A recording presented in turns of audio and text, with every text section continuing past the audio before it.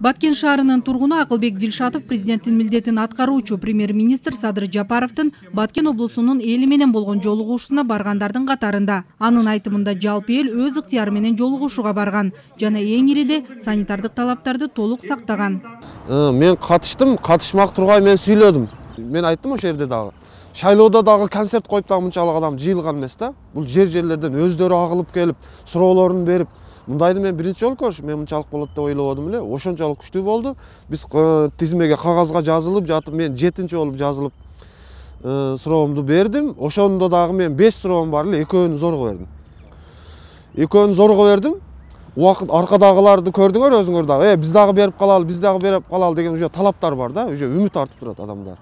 Ошон үчүн эч кандай бу жерде неме болгон жок. Анан санитардык эрежелер дагы сакталды. Кире бериште мага маска берди, колума антисептик берди. Биз алдыга отурганыбызда байланыштуу сиздер менен көрүшүп калышы мүмкүн деп биздин колубузга да антисептиктерди сеп ошентип даярдап турду. Бул жерде эч кандай эме бузулган жок деп ойлойм. Жолугушуу учурунда санитардык талаптар күчөтүлгөн тартипте колго алынганын аймактык санэпид көзөмөл борбору да билдирди. Жеринде саламаттык сактоо тармагынын кызматкерлери атайын бекитилген тартип менен иш алып барып, жолугушууга келген ар бир кишиге бет кап таратылып, кире бериште дени таба текшерилип, антисептик менен колдору тазаланып киргизилген. 98, даже 99% эл бул бет капчан жүрдү. Кээ бир учурлар болду, бул маскасын туура эмес колдонгондор болду да, же болбосо оозунан, мурдунан түшүрүп алган учурларды единичный случай кездештирдик. Бирок мүмкүн болушунча аракет кылдык биз санитардык талаптарга жооп бере тургандай кылып алып барганга, ушул кийинки ушул 1,5 неделядан кийин кайра бизде ушул өнөкөт ушул COVID-19 илдетин көйүп кетпеш үчүн мүмкүн болгончо күчөтүлгөн режимде иш алып бардык.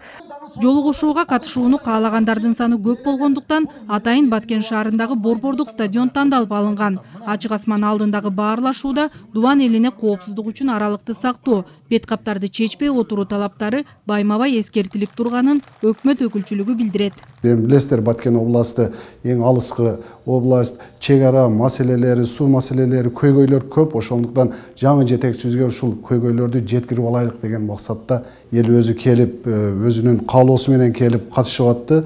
Анан ошого байланыштуу биз ошол борбордук стадиондун оозуна атайын үй бүлөлүк дарыгерлер коюп, санитардык нормаларды сактоо боюнча колдоруну обработка кылып, антисептиктер менен маскаларды берип, киргизип отургуздук. Бул жерде негизиден ачык асман үстүндө болду, бардык санитардык нормалар сакталды. Ал эми президенттин милдетин аткаруучу премьер-министр Садыр Жапаров Баткен жергесине болгон сапарынын алкагында вирустун жайылышын алдын алуу, бейтаптардын өмүрүн сактап калуу үчүн аймактагы тармактык мамлекеттик органдардын жетекчилерине бир катар тапшырмаларды берди.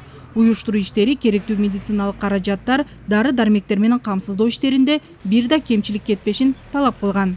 Нуркызы Абдрахманова, Нургазы Жайнаков, Ала Той 24, Баткен облусу.